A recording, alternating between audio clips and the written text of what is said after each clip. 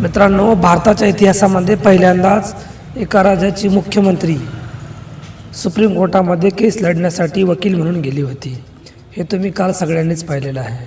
पश्चिम बंगालचे मुख्यमंत्री ममता बॅनर्जी यांनी मुख्यमंत्री पदावर असतानासुद्धा इलेक्शन कमिशन ऑफ इंडिया ECIच्या विरोधामध्ये केस लढण्यासाठी सुप्रीम कोर्टाचे जज यांना परमिशन मागितली होती आणि त्यानंतर काही वेळाने सुप्रीम कोर्टाच्या जजने परमिशन दिली.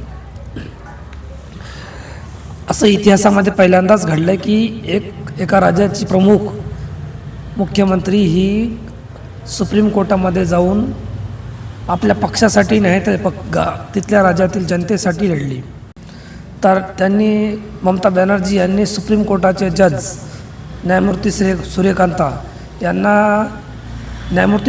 यांना त्यांनी त्यांच्यासमोर हा घोळ सगळा आणून दिला की SIR प्रक्रियेमध्ये कशी त्रुटी आढळून येते, SIR प्रक्रियेमध्ये जाणून बुजून कसे नाव काढण्यात येते. बिहारमध्ये तेच झालं आणि आतापर्यंतची भाजपची हीच राजनीती राहिलेली आहे की ज्या राज्यामध्ये इलेक्शन असताना ज्या राज्यामध्ये त्यांना वाटतं की त्यांच्या पक्षाचं सरकार येणार नाही, जसं बिहारमध्ये सगळे न्यूज चॅनलवाले दाखवत होते आणि सगळेच सांगत होते की बिहारमध्ये भाजपची सत्ता पडेल आणि महाविकास आघाडीची सत्ता येईल.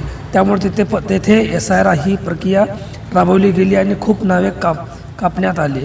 काही लोक असे पण कापण्यात आले, असे पण दाखवण्यात आले की ते जिवंत आहेत, परंतु त्यांना मृत घोषित करण्यात आलं. त्यानंतर आता पश्चिम बंगालचे इलेक्शन जवळ आल्यानंतर पश्चिम बंगालमध्ये पण SIR ही प्रक्रिया राबवली जात आहे. त्या प्रक्रियेमध्ये कोणाचं नाव मिसमॅच झालं किंवा एखाद्या मुलीचं लग्न झालेलं असेल तर तिचं आडनाव चेंज होतं. ही भारताची संस्कृती आहे. परंतु या आडनाव चेंज झाल्यामुळे त्यांना मतदार यादीतून काढून टाकणं कितपत योग्य आहे हे ममता बॅनर्जी यांनी सुप्रीम कोर्टाच्या जज यांना समोर आणून दाखवलं. त्यामुळे विचार करण्यासारखी गोष्ट ही आहे की भाजप कुठल्या थराला जाऊन राजकारण करत आहे. आता सध्या आसाममध्ये सुद्धा भाजप हेच प्रक्रिया राबवायला पाहिजे होती, कारण आसाममध्ये पण येणाऱ्या काळामध्ये येणाऱ्या 1 वर्षामध्ये इलेक्शनला मुख्यमंत्रीपदाचं आमदारकीचं इलेक्शन लागणार आहे. त्यामुळे तिथे पण हीच प्रक्रिया राबवली जावी ही सगळ्यांची इच्छा होती. परंतु भाजपला सर्वेक्षणातून त्यांच्या अंतर्गत सर्वेक्षणातून माहिती झालं आहे की तिथे भाजपची सत्ता येईल. त्यामुळे SIR ही प्रक्रिया आसाममध्ये राबवली जात नाही.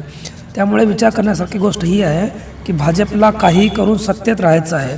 त्यामुळे भाजप काय करतं आहे की ज्या राज्यामध्ये त्यांची सत्ता येणार नाही असं त्यांना वाटतं आहे त्या राज्यामध्ये नक्कीच SIR ही प्रक्रिया राबवली जात आहे. याबद्दल तुम्हाला काय वाटते नक्की सांगा.